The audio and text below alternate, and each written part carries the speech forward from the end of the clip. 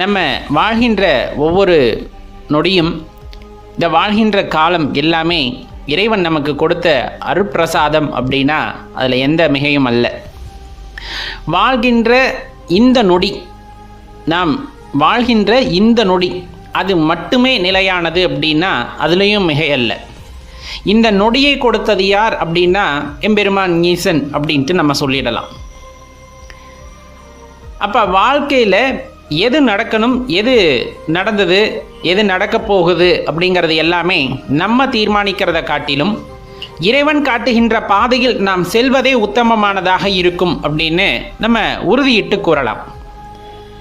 நல்ல ஞாபகம் இருக்கு அடியார்களே, எனது சிறு வயது முதலே ஏனென்றே தெரியாமல் சிவ வழிபாட்டை மேற்கொண்டேன். சொல்வதற்கு யாருமில்லை, வழிகாட்டுவதற்கும் யாருமில்லை. நானாக பிடித்த லிங்கம், நானாக செய்த வழிபாடு, எம்மை ஆட்கொண்ட இறைவனின் அருளால் அது நடைபெற்றிருக்கிறது என்பது தற்போதுதான் தெரிய வருகிறது. அதை உணர்வதற்கு கூட நாம் வழிபடுவது யார் என்று தெரியாமலே நாம் செய்த வழிபாடுகள், நாம் செய்த சிறு சிறு காரியங்கள், அதனின் தொடர்ச்சி தான் இந்த வாழ்க்கை அப்படிங்கிறதும் ஒரு குறிப்பிட்ட பக்குவத்திற்கு வந்த பிறகுதான் தெரிய வருகிறது. அதனால தான் சொல்லப்படுறது, எந்த காரியம் செய்தாலும் அந்த காரியமானது ஈசனின் செயலால் நடைபெறக்கூடியது அப்படிங்கிறது. எப்பவுமே ஒரு வினையை நீங்கள் செய்ய வேண்டும் என்று நினைக்கும் முன், அதாவது ஒரு பொருளை பார்க்குறீங்க, பார்த்தோமே உங்கள் மனசில் ஒன்று தோணும், ஆகும் ஆகாது, வேணும் வேண்டாம் அப்படிங்கிறது, அதுதான் இறைவனோட குரல். அதை தாண்டி நம்ம யோசிக்க ஆரம்பிச்சுட்டோம்னா அந்த உள்ளீடுகள் எல்லாம் நம்ம மனசுக்கு போகும், மனசு ஒரு முடிவு எடுக்கும். அந்த மனசு எடுக்கிற முடிவு பெரும்பாலும் எதையாச்சும் பற்றி கொண்டு எடுக்கின்ற முடிவாக இருக்கும். அந்த பற்றுதலின் காரணமாக இருக்கின்ற முடிவுகள் சில நேரத்தில் தவறாகவும் போய்விடுகின்றன. அதனால தான் சொல்கிறது, எடுத்ததுமே ஒரு பொருளை பார்த்ததுமே நம் உள்ளுணர்வு ஒன்று சொல்லும், அது இறைவனின் குரலாக ஒலிக்கும். இப்போ ஒரு செயலை நம்ம ஆரம்பிக்கின்றோம் அப்படின்னா கண்டிப்பாக அந்த செயலின் நீட்சி இருக்கும் உங்களது வாழ்க்கையில். நல்ல ஞாபகம் வச்சுக்கோங்க. இப்போ நீங்கள் ஒரு நல்லது செய்கிறீங்க அப்படிங்கும் போது அந்த செயலோட நீட்சி உங்களது வாழ்க்கையில் கண்டிப்பாக பிரதிபலிக்கும். அது இன்னைக்கு இல்லாமல் இருக்கலாம், ஒருவேளை நாளைக்கும் இல்லாமல் இருக்கலாம், ஆனால் வாழ்க்கையில் ஏதோ ஒரு பகுதியில் இதன் நீட்சி இருக்கும். நம்ம சாதாரணமாக ஒரு 10 பேத்துக்கு இன்றைக்கி சாதம் வாங்கி தர்றோம் அப்படின்னா இன்றைக்கி 10 பேத்தோட பசியை போக்குறது உங்கள் கடமை இல்லை. இறைவன் உங்களை கருவியாக பயன்படுத்தி கொண்டு அந்த 10 பேரின் பசியை போக்கி இருக்கிறார். இதோட நீட்சி இன்னும் தொடரக்கூடியது அப்படின்னு தெரிஞ்சுக்குங்க. அதே போல தான் சிவ வழிபாடு செய்ய ஆரம்பிக்கின்றீங்க அப்படிங்கும் போது அது கிட்டத்தட்ட அது ஒரு ஆரம்பம் மட்டுமே. அதனோட நீட்சி பெரிய விஷயமாக இருக்கலாம். நீங்கள் ஒரு உச்ச நிலையை அடைவதற்கான தொடக்கமாக அந்த நிலையானது இருக்கலாம். அதனால் எதையுமே சாதாரணமாக நினச்சிடாதீங்க. இந்த நொடியில் நீங்கள் எடுக்கக்கூடிய முடிவு அப்படிங்கிறது உங்கள் வாழ்க்கையவே மாற்றக்கூடியதாக எந்நாளும் இருக்கும் அப்படின்னா அதில் எந்த மாற்று கருத்தும் கொள்ளக்கூடாது. ஒரு செயலை செய்கின்றோம் அப்படிங்கும் போது அது ஈசனின் மீது பாரத்தை போட்டுவிட்டு செய்ய ஆரம்பித்து விட வேண்டும். ஈசன் என்ன சொல்கிறாரோ உங்களுக்குள் இருந்து அதை பின்பற்றி நடந்து சென்றோமே ஆனால் கண்டிப்பாக அதோட நீட்சியானது நன்றாகவே இருக்கும். அதோட தொடர்ச்சி அப்படின்னு நம்ம சொல்லலாம். கண்டிப்பாக ஒரு வினை இப்போ செய்கிறோன்னா அது இப்பயே முடிந்து விடுவது கிடையாது. இதன் தொடர்ச்சி தான் நமது வாழ்க்கை. அந்த தொடர்ச்சியில் பார்த்தீங்கன்னா ஈசனோட அனுகிரகத்திற்கு தகுந்தாற் போல எல்லாமே நடக்கும். நாம் செய்கின்ற ஒவ்வொரு வினையும் அவ்வாறு தான். நல்லது செய்தால் அதுவே ஒரு நீட்சியாக தொடரும், அல்லது எதிர்மாறாக செய்யும் போது அதுவும் ஒரு நீட்சியாக தொடரும். நீங்கள் நல்லது செஞ்சீங்க, இல்லை சிவனவே அடிபணிந்து செல்கிறீர்கள், அவர் மந்திரத்தை மட்டுமே நம்ம சொல்லிக்கிட்டு இருக்கோம் அப்படின்னா அதில் மேன்மையடைந்து கொண்டு சென்று கொண்டே இருப்போம். அதோட நீட்சிக்கு அவரே குருவாகவும் இருக்கின்றார். குருவை உங்களுக்கு அடையாளமும் காட்டுகின்றார். அதன் வாயிலாக உங்கள் வாழ்க்கையோட நீட்சி அப்படிங்கிறது ரொம்ப அற்புதமாக அமையும். உண்மை, நாம் கண்ட உண்மை பொருள் அது.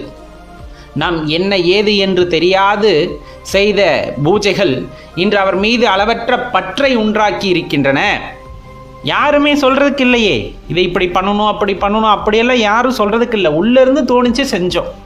இன்னைக்கு அதுவே ஒரு பெரிய அற்புதமான ஒரு நிகழ்வாக அவரே எல்லாம் என்று நினைக்கக்கூடிய வகையில் நம்மை மாற்றி இருக்கிறது என்றால் கண்டிப்பாக இது எல்லாம் அவரின் செயலே. நாம் எப்போ என்ன எதை எப்படி செய்யணும் அப்படிங்கிறது எல்லாம் அவர் தீர்மானித்து விடுகிறார். முதல் குரல் அவர் குரல். அதை கேட்டு நாம் செயல்படும் போது கண்டிப்பாக எல்லா நல்ல விஷயங்களும் நமக்கு நடைபெறுகின்றன. எல்லா வழிகளையும் அவர் காட்டுவார். அதில் எந்த மாற்று கருத்துமே வேண்டாம்.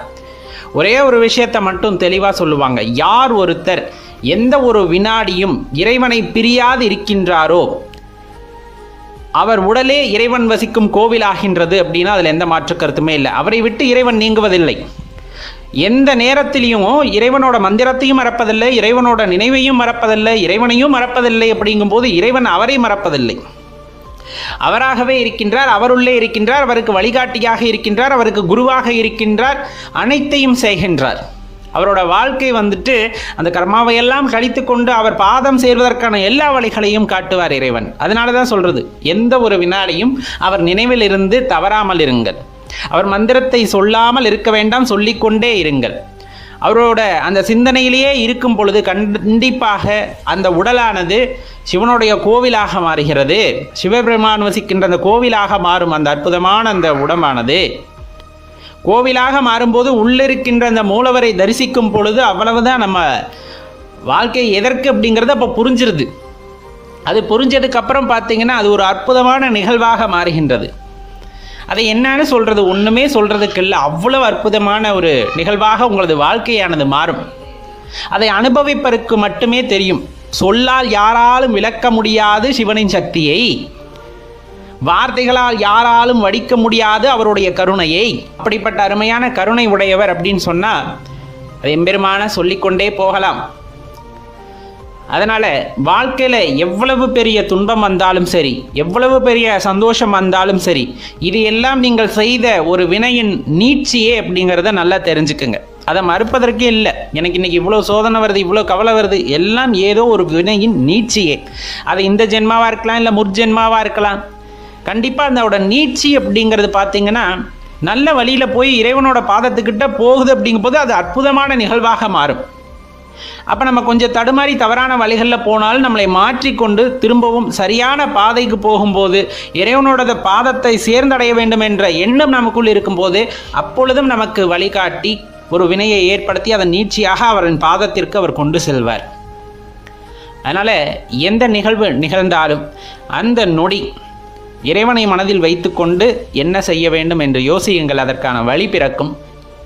அந்த வழியையே நாம் பின்பற்றி செல்லும் பொழுது கட்டாயமாக ஒரு அற்புதமான நிகழ்வானது நமது வாழ்க்கையில் காத்திருக்கும். அப்படின்னா அதில் மாற்றுக்கிறது எதுவுமே இல்லை நண்பர்களே.